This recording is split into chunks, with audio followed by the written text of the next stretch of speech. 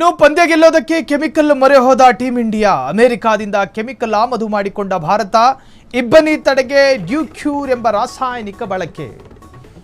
ಆಟ ಆಡೋ ಮೈದಾನಕ್ಕೆ ಇಬ್ಬನಿ ಬೀಳಬಾರ್ದು, ಆಟಕ್ಕೂ ಉಪದ್ರವ.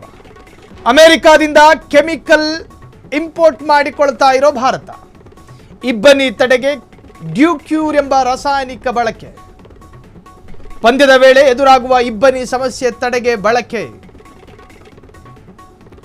ಚಿದಂಬರಂ ಮೈದಾನಕ್ಕೆ ಡ್ಯೂಕ್ಯೂರ್ ಸಿಂಪಡಣೆ. ಚೆನ್ನೈನಲ್ಲಿಂದು ಭಾರತ ಜಿಂಬಾಬ್ವೆ ಪಂದ್ಯಾವಳಿ ನಡೆಯುತ್ತೆ.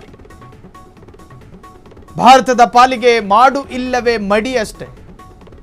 ಗೆಲ್ಲಬೇಕು, ಗೆದ್ದು ತೋರಿಸಬೇಕು. ಫೈನಲ್ ಪಂದ್ಯಕ್ಕೂ ಡ್ಯೂಕ್ಯೂರ್ ಬಳಸೋದಕ್ಕೆ ಬಿಸಿಸಿಐ ಚಿಂತನೆ.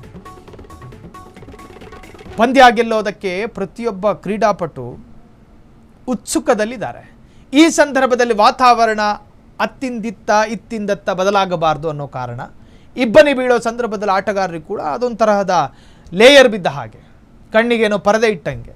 ಸೊ ಹಾಗಾಗಿ ವಾತಾವರಣ ಸರಿಯಾಗಿರಬೇಕು ಅನ್ನೋ ಕಾರಣಕ್ಕೋಸ್ಕರ ವಿದೇಶದಿಂದ ಡ್ಯೂಕ್ಯೂರ್ ಎನ್ನುವಂತಹ ರಾಸಾಯನಿಕವನ್ನು ಅಲ್ಲಿ ಸಿಂಪಡಿಸ್ತಾರೆ. ಆ ಸಂದರ್ಭದಲ್ಲಿ ಇಬ್ಬನಿ ಬೀಳುವಂತಹ ಪರಿಸ್ಥಿತಿ ನಿರ್ಮಾಣ ಆಗೋದಿಲ್ಲ.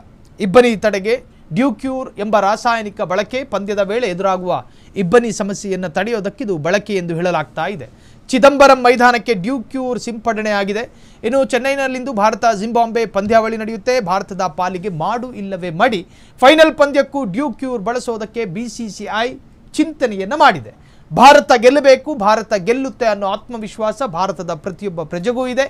ಹಾಗಾಗಿ ಗೆದ್ದುಕೊಂಡು ಬನ್ನಿ ಅನ್ನೋ ಆಶಯ ನಮ್ಮದು. ಕ್ಷಣ ಕ್ಷಣದ ಸುದ್ದಿಗಳಿಗಾಗಿ ಫ್ರೀಡಂ ಟಿವಿ ಸಬ್ಸ್ಕ್ರೈಬ್ ಮಾಡಿ, ಲೈಕ್ ಮಾಡಿ ಹಾಗೂ ಫಾಲೋ ಮಾಡಿ. ಹೊಸ ಸುದ್ದಿಗಳ ನೋಟಿಫಿಕೇಶನ್ಗಾಗಿ ಬೆಲ್ ಐಕಾನ್ ಮೇಲೆ ಕ್ಲಿಕ್ ಮಾಡಿ.